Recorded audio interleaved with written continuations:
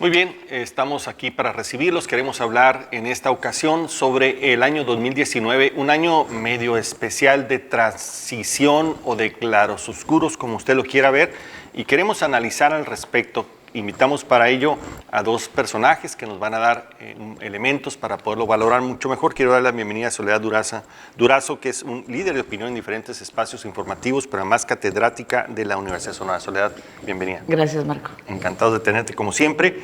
Y a Remy Martínez, catedrático del TEC de Monterrey. Muchísimas gracias, Marco. Muchas gracias, Soledad. Muchas gracias, Remy. Yo quisiera un poco empezar, si me permite, Soledad, platicando de cuáles son los actores que dominaron la escena del 2019 en los tres ámbitos, en lo internacional, en lo nacional y en lo local. ¿Quiénes son los que destacaron desde tu perspectiva? Por lógica, Donald Trump, el presidente López Obrador. Sigue siendo muy fuerte, ¿no? Sí. Donald Trump, ¿no? En la escena internacional. Sí. Y evidentemente, pues como líder de aquí del estado, pues la gobernadora. Claro, y aquí en lo local, en la parte estatal, pues evidentemente si nos vamos por regiones también habrá que destacar algunos personajes por su brillantez o por su opacidad. Pero ya probablemente en el curso del programa haya oportunidad de irlo desmenuzando. Creo que sí, por lógica y claro, en la parte nacional hay otros actores, como sin duda Marcelo Ebrard, con toda... El supersecretario. El supersecretario, que dice, no soy vicepresidente porque este país tiene suficiente presidente que no ocupa vicepresidencia. Exacto.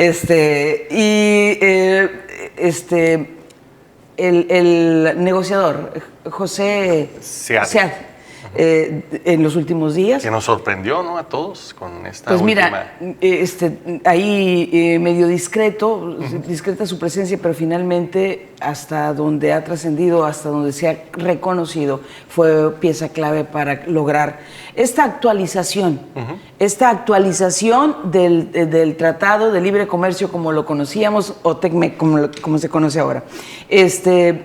Y pues indudablemente por el tema de seguridad pública, evidentemente las miradas las jala Alfonso Durazo en la parte federal. El paisano Durazo. Remy, ¿cómo ves cuáles son los principales actores de las escenas? Sí, bueno, yo creo que tenemos que coincidir con que el presidente de Estados Unidos, Donald Trump, ha marcado desde su America First en adelante una pauta respecto al... Antes era concierto internacional, ahora yo le diría desconcierto internacional, ¿no? ¿Por qué? Porque movió en mucho la forma como se había construido la idea del orden global, vamos a decir, durante Hacía rato que Estados Unidos no tuviera una presencia tan fuerte, ¿no? De su líder, para bien y para mal. Tiene que ver con los objetivos que se buscan. Estados Unidos tendría una fuerza tal vez más potente en los últimos 30 años debido a los resultados de la Segunda Guerra Mundial, después de la caída del muro de Berlín, pues es un dominio muy fuerte del liberalismo o neoliberalismo en el mundo que está comandado en mucho por los intereses de los norteamericanos y de sus empresas, etcétera. Pero todo esto ha cambiado, ¿no? Y se ha venido a partir de 2001 de los ataques terroristas. Estados Unidos reconoció que su mismo modelo los hizo vulnerables, y la crisis de 2008 es la semilla que termina de hacer circuito en Estados Unidos respecto a esta pregunta sobre si realmente esta apertura internacional resultaba de todo benéfico para los norteamericanos de a pie, por así decirlo. Así llega un poco Obama en el 2008, pero también así llega Donald Trump, con una agenda ahora sí que no es su fuerte, pero que resulta ser la más trascendente para todos en el plano internacional. Esta guerra comercial con China, la incertidumbre creciente tradicional con aliados normales de Estados Unidos, que serían en Europa, Alemania, Francia, con mismo México. Él está imponiendo la agenda, ¿no? El recurrente tema del muro. Exactamente, que en teoría no tendría por qué ser.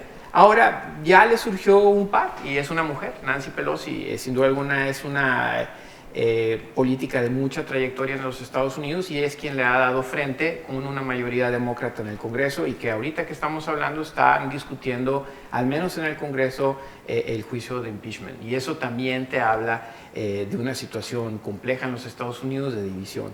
A eso le sumamos el resto de los líderes globales. Yo creo que el más trascendente después de Donald Trump es Xi Jinping, pero por su mismo liderazgo chino son menos abruptos, por así decirlo, más estables los chinos en su forma de política exterior. Y quien sí le ha subido un poco de tono es Emmanuel Macron, que es el presidente de Francia, pero que ha tomado el liderazgo de la Unión Europea o de la mayoría de los países de la Unión Europea para replantearse su relación tanto con Estados Unidos como con el mundo. Entonces ahí tenemos estos personajes en la parte internacional que para mí son muy importantes ante los nuevos, como le dicen luego, nuevos códigos geopolíticos. En México, para mí, el personaje más trascendente del país es Marcelo Ebrard, precisamente porque se ha vuelto en esta especie de vicepresidente, remienda todo, ¿no? Sí. Acomoda todo en términos de devolverlo a dejar un poco en la forma como la conocemos después y no lo ha hecho mal, hay que decirlo. No ha sido bastante efectivo. No, me refiero que hay que reconocerle que no solamente se ha metido en otros temas, lo ha hecho bien, ha sido muy efectivo, ¿no? Y claro que pudo haber dicho el presidente de México, pero realmente el que ha trascendido en la agenda ha sido Marcelo Ebrard, porque ha llegado a resolver problemas gruesos, fuertes, grandes, cualquiera que estos sean. Ha estado ahí desde el tema migratorio al inicio del gobierno, hasta lo que ha tenido que ver con la negociación del Tratado de Libre Comercio con Estados Unidos, esta última amenaza de declarar carteles del narco, hacerlos terroristas. Una serie de intervenciones que para mí lo hacen un personaje fundamental en la política mexicana y con una visión muy amplia, aparentemente muy política como lo que es él. Remy, otra cosa importante es que como secretario de Relaciones Exteriores, ningún secretario había sido tan poderoso, le habían dejado la cancha sola, ¿no? Hoy él es dueño absoluto de la agenda exterior del país. Y le tienen confianza y es una divisa, una moneda muy cara en la administración de López Obrador, de que tengan confianza. Y le tiene confianza a López Obrador a Marcelo Ebrard. Marcelo Ebrard ha sabido cumplir con acuerdos, a pesar de no ser de su mismo grupo político.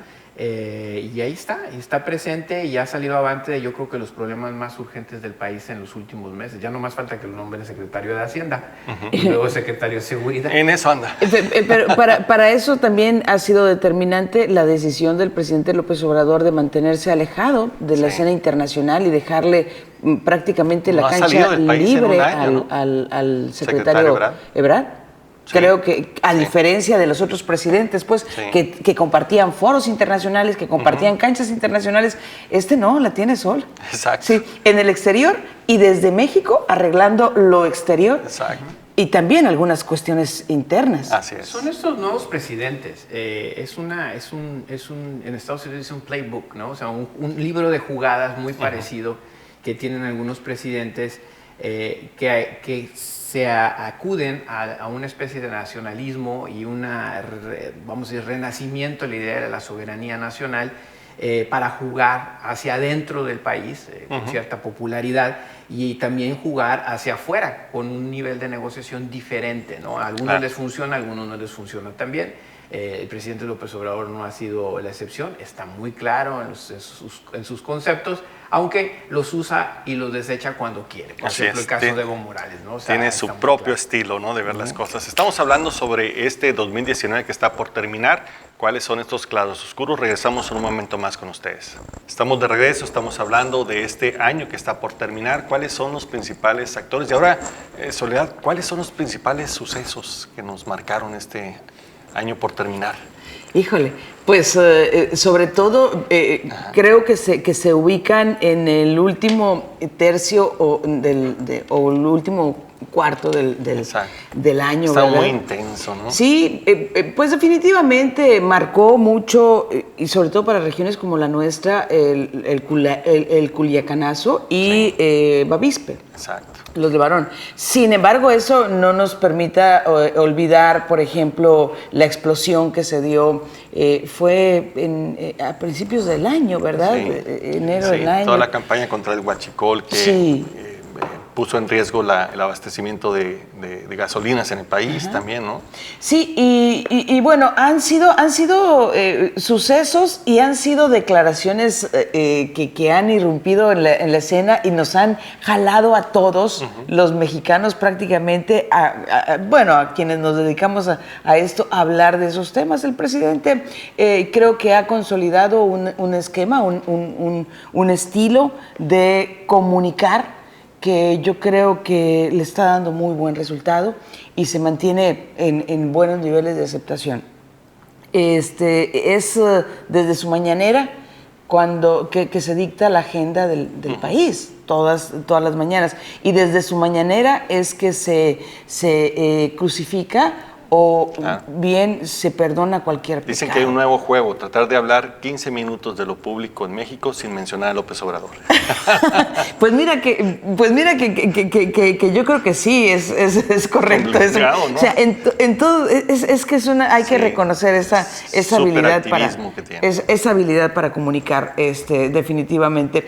Entonces te digo, en la parte también del último cuarto del año, pues está lo del Tratado de Libre Comercio, que era algo que pues tenía que darse, porque tenía que darse. Pero parecía que se iba a tardar más tiempo, ¿no? Sí, pero pues finalmente la política hizo su trabajo, ¿verdad? La política hizo su trabajo, y aunque todo el tiempo estamos escuchando el rechazo, la descalificación al neoliberalismo, a que ya esos tiempos quedaron atrás, pues mira que se está cerrando el año con vivas, con todo lo que quieras, con fiesta y demás, porque se firmó uno de los acuerdos que no se podía perder lo ganado, dijo el presidente. Que en sí es pues expresión pura del neoliberalismo. Y luego nos cerraron con García Luna, ¿no? García Luna, y por un lado la detención de García Luna, que le pega, creo que el que más le pega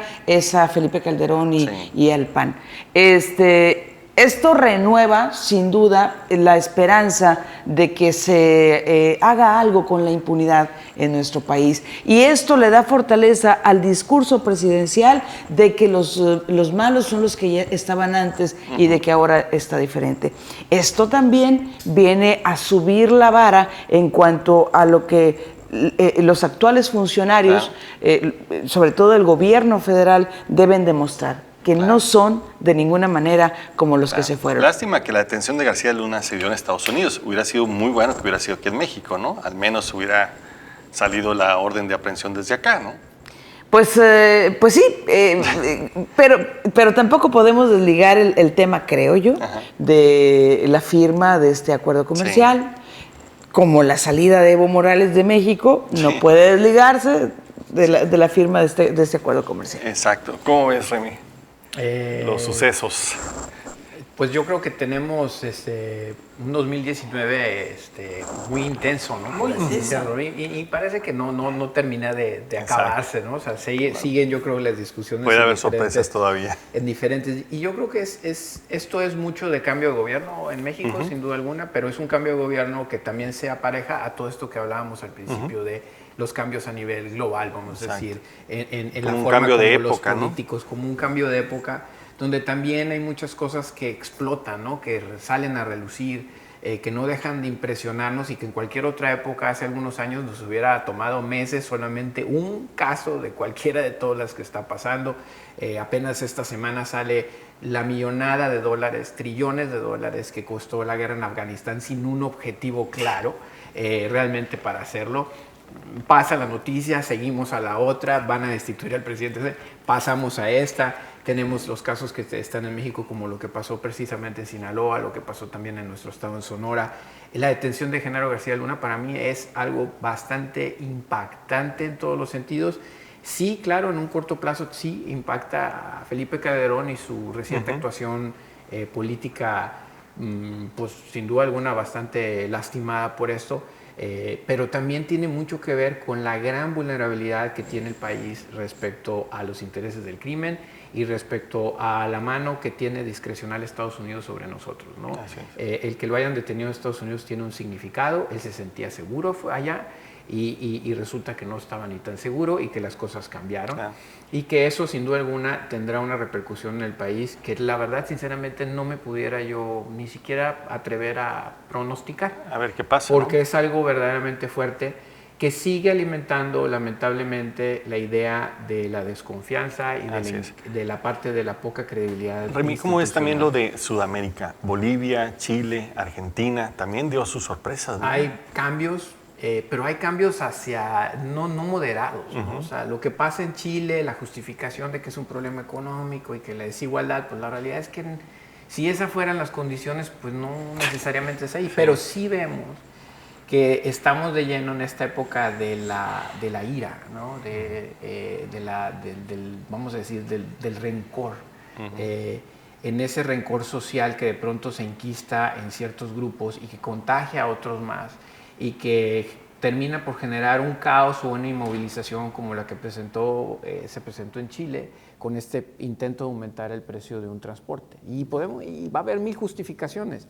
El cambio de gobierno tan rápido de Macri, un conservador, al nuevo gobierno nuevamente peronista con corte socialista, la salida de Evo porque Evo se quiere quedar varias veces, no acepta tener elecciones donde ya no participen. Entonces, sí notamos una situación de desconfianza, de una ira incubada, increstada, contagiosa rápidamente, que la podemos ver allá en los noticieros, lo podemos ver aquí. Lo vimos en Hong Kong, ¿no? También lo podemos ver entre nosotros, entre nuestros círculos cercanos, donde pronto entra el virus de la crítica y se enquista y empezamos y decimos con sesgos y con información a media que no nos permite ver la película completa y la posibilidad de colaborar. Si algo hay que buscar es tratar de hacer las cosas mejor, no quítate tú para yo hacerlas. Así es. Igual que tú, pero yo. El mismo infierno, pero más cambiamos de diablo, ¿no? ¿Qué es lo que yo veo? Y es la discusión que a mí me gustaría que la superáramos, porque seguimos entrando en el mismo paradigma de volvernos a enfrentar. Porque tú lo hiciste mal, entonces lo hago yo, igual que tú, pero ya lo hago yo, entonces eso ya funciona. Ahí lo estamos viendo en todos lados. Sí. Esta discusión de la Suprema Corte de Justicia, que queremos independencia que queremos justicia independiente. Bueno, cuando tengo oportunidad pongo los míos, mis cuates, ¿no? Mis compadres y la esposa de mi compadre. Pero ellos son buenos. Sí, pero estos sí son buenos. No, pues no es que sean malos y qué gacho con esas personas, pero simplemente volviste a reproducir exactamente lo mismo en uno de los poderes. Es eso, pareciera ser que es demasiada estridencia para cosas que no terminan cambiando de fondo. También se agradece el discurso del presidente contra la corrupción, contra la impunidad, pero no se ven medidas institucionales de fondo, pues entonces parecería ser que solo está, digamos, circunscrito a la buena voluntad de las personas y eso preocupa mucho. Y para mí las hipótesis planteadas, sobre todo en los temas torales de México, como es reducir la violencia y la inseguridad en el país,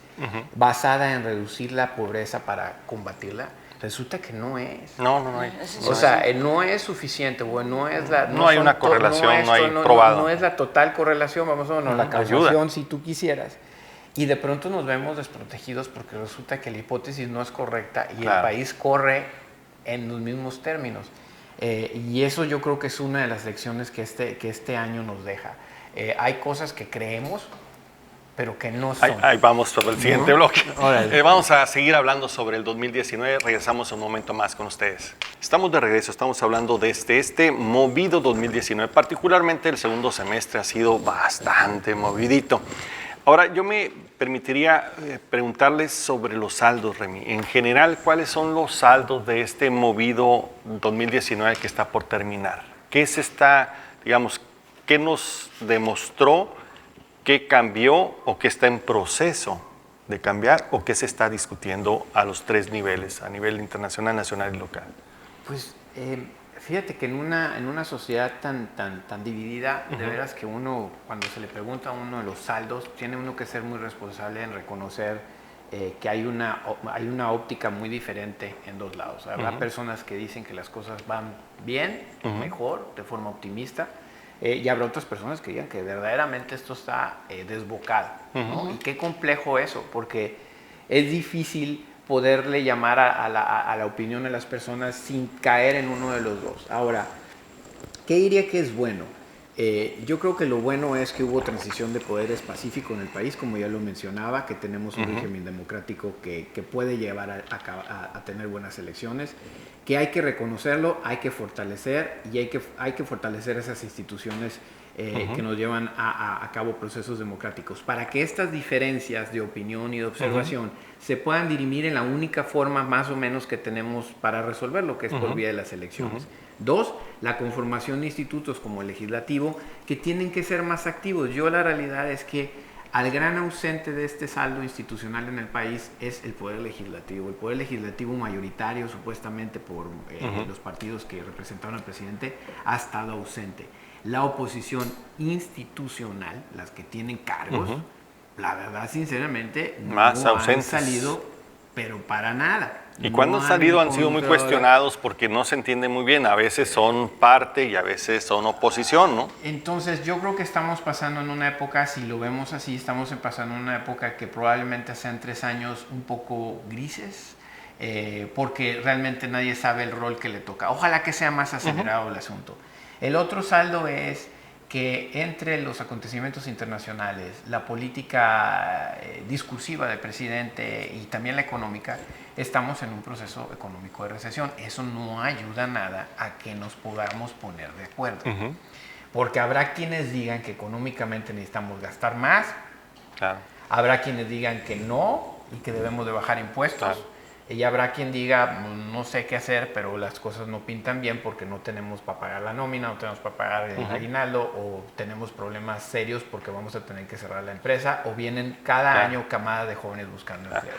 Ese es uno de los temas importantes. Y por otro lado, Soledad, pues está el tema de la inseguridad, ¿no? Que es el tema que está creciendo de una forma terrible, ¿no? En todo el país y en el Estado, ¿no? Sí, claro, sí, sin duda es de los principales saldos que evidentemente no se iba a poder cambiar en un año todo esto que ya se venía sufriendo, padeciendo. A lo mejor no sé si estemos tocando fondo para a partir de aquí llegar a un escenario más seguro.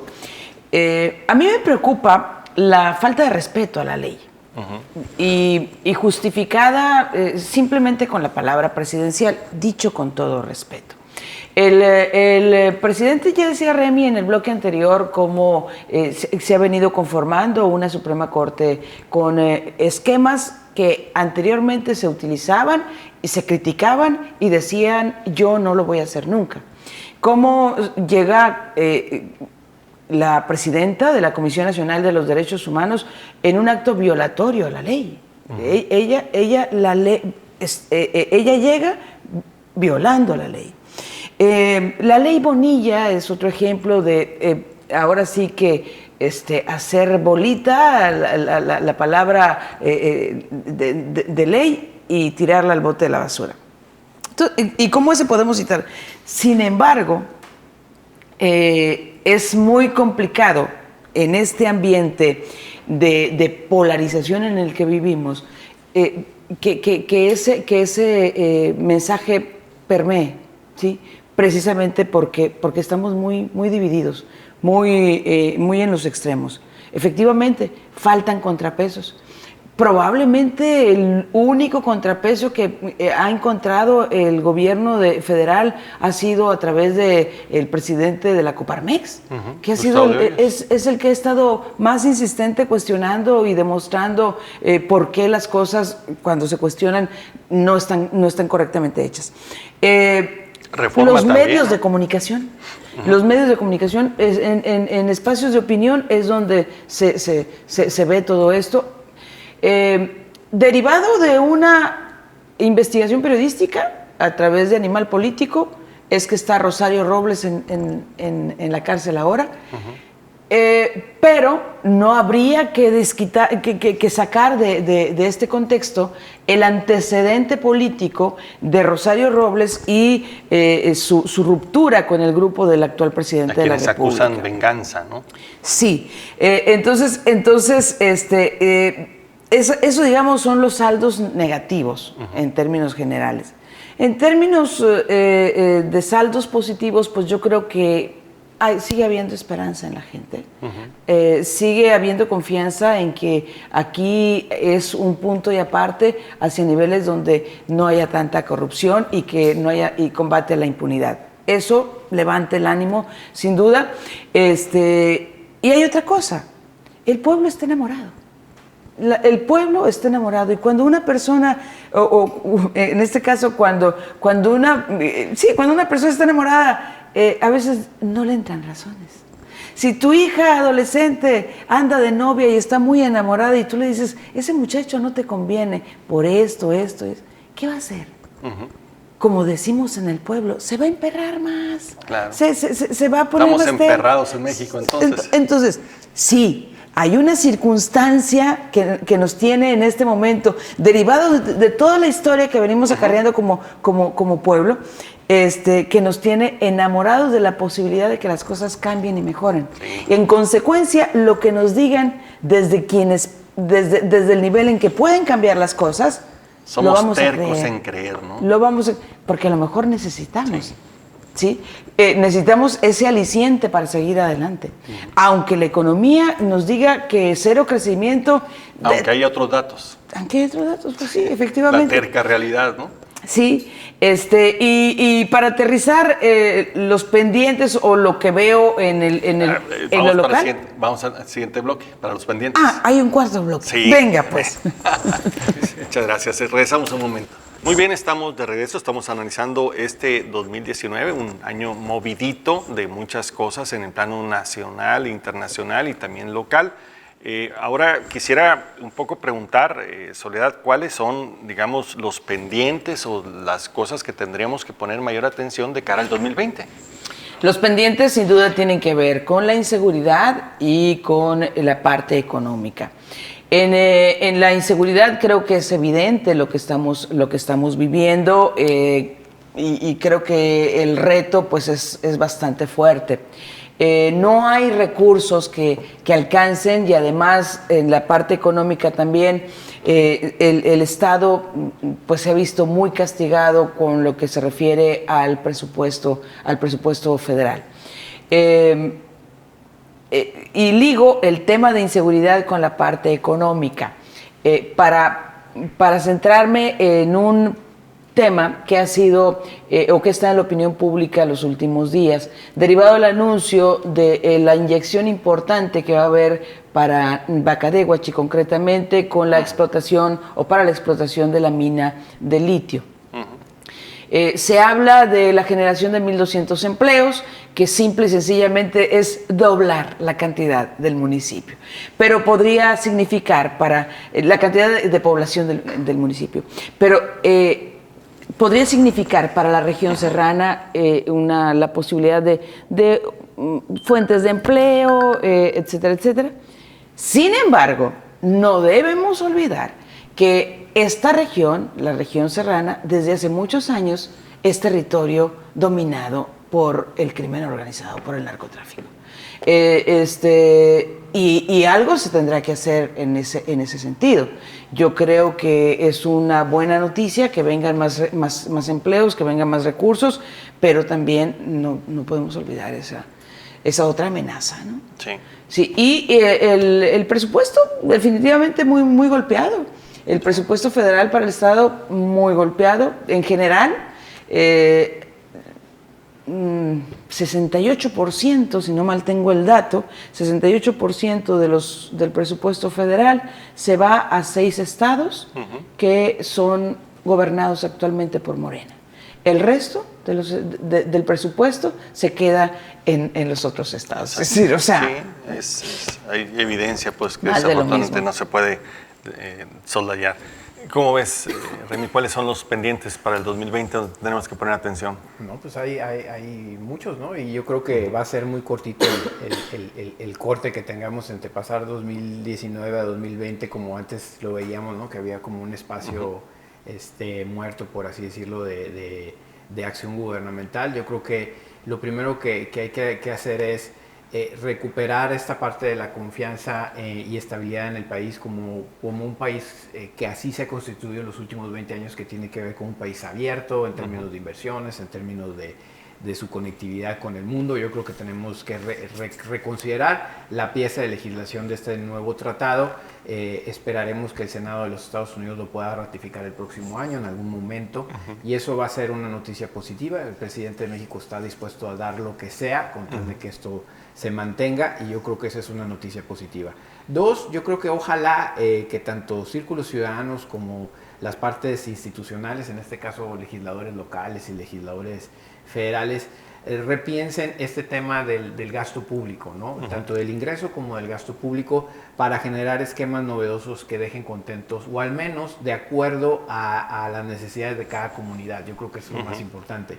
Para mí, así como me gusta mucho la parte serrana y me da mucho gusto que esas zonas se desarrollen, pues yo vivo en una ciudad y me da mucha lástima que las ciudades del país estén verdaderamente pues hasta siento erosionadas por su uso y al mismo tiempo en crecimiento, ¿no? El otro día escuchaba yo a la presidenta municipal aquí de Hermosillo hablar de que Hermosillo crece en población y al mismo tiempo no crece en los ingresos o en los servicios que se quisiera para la ciudad. Ahí evidentemente está el diagnóstico muy claro de que algo no está bien en la fórmula, porque si eso fuera a la par con el crecimiento, pues evidentemente deberíamos de tener una ciudad en las condiciones que quisiéramos. Yo creo que a mí me gustaría ver trabajando las personas, así como lo ha hecho ahora este comité ciudadano que está haciendo una propuesta tributaria para un gasto en específico en seguridad, ver a más legisladores tomando la palabra para revisar realmente el esquema de ingresos y de egresos para las ciudades y para los estados. Porque ahorita este es un juego suma cero, donde lo que le quitas a uno le va a afectar al otro. El presidente, en efecto, ha tomado ese centralismo imaginario, pero muy realista del país para hacerse los recursos y destinarlos desde su propia bolsita a quien él considera que le debe de dar. En este caso, su prioridad es reactivar Pemex, que es una apuesta, al menos para mí, muy dudosa. Le ha apostado al sureste mexicano, que para mí también pues no necesariamente es tan justo para los estados del norte, pero también la historia nos dice que el norte del país, donde nosotros vivimos, siempre vamos a tener que encabezar las luchas para poder hacer los cambios en México. Entonces, pues aquí estamos y seguramente nos seguiremos viendo en esa lucha. No hay manera, hasta que vuelva a llegar otro presidente del norte. La revolución bajo del norte. ¿No? Ni modo, la historia se repite. Sí. Quisiera pensar que va a cambiar, pero tenemos un presidente de Tabasco. Ve las cosas desde Tabasco, ve un país diferente que el que vemos nosotros. Lo que es cierto es que estamos viviendo tiempos acelerados de cambios importantes, al menos expresiones de que se ha terminado una época, un régimen y que no termina de florecer el nuevo, y que es importante empezar a darle respuestas a muchas preguntas que están constantemente, bajarle 2 rayitas a la ira, a la emocionalidad en la discusión de los temas públicos, porque después de eso tenemos que sentarnos a ver la terca realidad y ver cómo la solucionamos. Claro. Hay mucho que hacer. Yo creo que lo más importante es que los ciudadanos nos pongamos las pilas y si no nos gusta, cambiemos las cosas. Pero pongámonos a trabajar en ese nuevo diseño. Sí, y en ese nuevo diseño que tiene que ver mucho, o que tiene que salir en mucho, desde la parte personal. Ir abarcando, ¿no? Así los círculos cercanos, la parte personal, familiar, en la comunidad, en la colonia, en la comunidad que hacemos, en la academia o en el sector empresarial. La revolución empieza con uno, ¿no? Sí, entonces, híjole, necesitamos mucha intracomunicación, ¿no? Es decir, comunicarnos con nosotros mismos, procurar esa armonía personal para... Sí, es muy difícil, especialmente en tiempos tan complejos como este, pero algo debemos hacer si queremos Tenemos que salir adelante, no nos queda otra, ¿no? Hay que luchar por ello. Pues Soledad, muchas gracias. Gracias, Marco. Gracias, Remy, como siempre. Muchas gran oportunidad y muchas gracias a todos. Y gracias a ustedes porque nos hicieron el favor de escucharnos y vernos. Aquí los esperamos en la próxima emisión.